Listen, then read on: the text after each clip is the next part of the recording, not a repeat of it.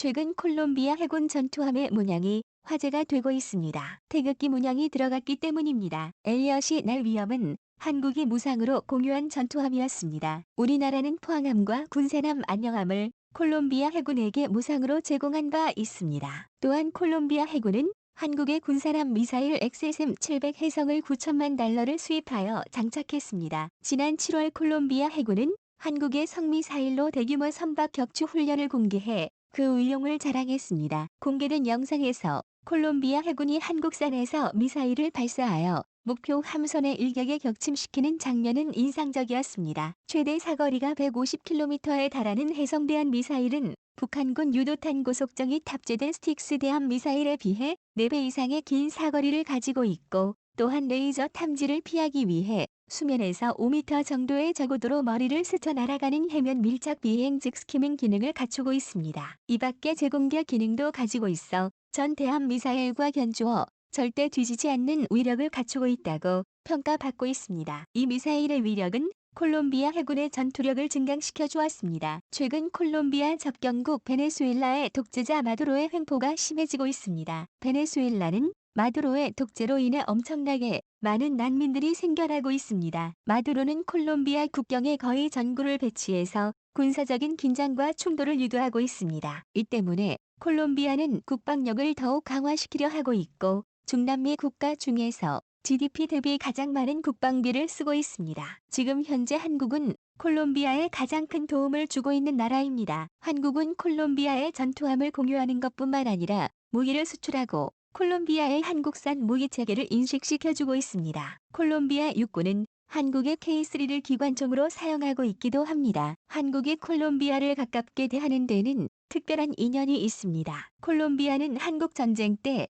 5,314명을 파병했는데 중남미 국가 중 유일한 한국 전쟁 파병국이었습니다. 이 같은 인연은 군사적인 지원뿐만 아니라 경제적 협력까지도 이어지고 있습니다. 콜롬비아는 총 16개 국가 FTA 관계를 맺고 있는데 2016년 아시아에서는 처음으로 한국과 FTA를 맺었습니다. 콜롬비아는 한국과 닮은 점이 많습니다. 콜롬비아는 한국과 비슷한 인구를 가지고 있으며 영화, 게임, 대중음악 등 문화산업 분야에서 강점이 있다는 비슷한 점을 가지고 있습니다. 콜롬비아는 2018년이 반드시 신정부 출범 이래 오렌지 경제를 실현하기 위해 다양한 사업을 하고 있습니다. 4차 산업을 표방하는 콜롬비아의 오렌지 경제 핵심은 영화 드라마와 같은 문화산업이었습니다. 한국은 이미 드라마, 영화, K-팝 등 다양한 문화산업에서 중남미뿐만 아니라 전 세계로 수출하는 콘텐츠 강국입니다. 콜롬비아 젊은이들도 비틀스를 비롯한 K-팝 스타들에 열광하며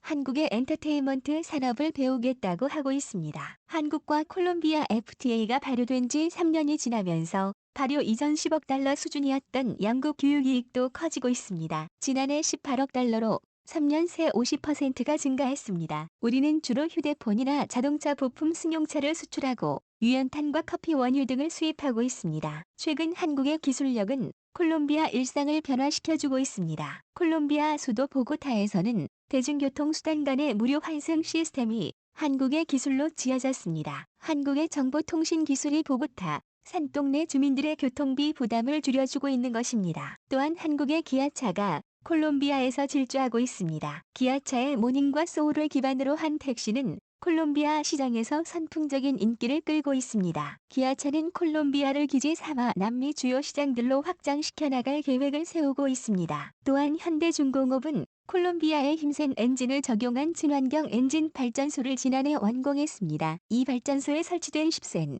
엔진은 기존 모델보다 높은 출력과 엔진 경유를 선택 가능해 연료비를 줄일 수 있었습니다. 현대중공업은 페루 모노롯데 발전소를 포함해 현재까지 콜롬비아에 5곳의 엔진 발전소를 세웠습니다. 마르타 루시 아라미레즈 콜롬비아 부통령은 지난 16일 한국을 방문해 인터뷰했습니다. 지난 5월하여 국무총리의 콜롬비아 방문에 대한 답방이었는데 그는 한국전쟁 당시 중남미 국가 중 유일하게 참여 콜롬비아는 한국과는 형제와도 같은 나라라고 했습니다. 또한 콜롬비아 국민은 한국에 대해 존경과 호기심이란 두 가지 이미지를 가지고 있다고 했습니다. 한국은 전쟁이나 역경을 이겨내고 경제 규모 세계 10위권에 발전된 나라를 만들었고 특히 세계적인 IT 강국으로 거듭났다는 것이었습니다. 한국은 짧은 시간에 눈부신 발전을 이뤄냈다고 진심으로 존경하는 마음을 가지고 있다고 했습니다. 그러면서 콜롬비아는 세금을 면제하는 특구를 만들었다며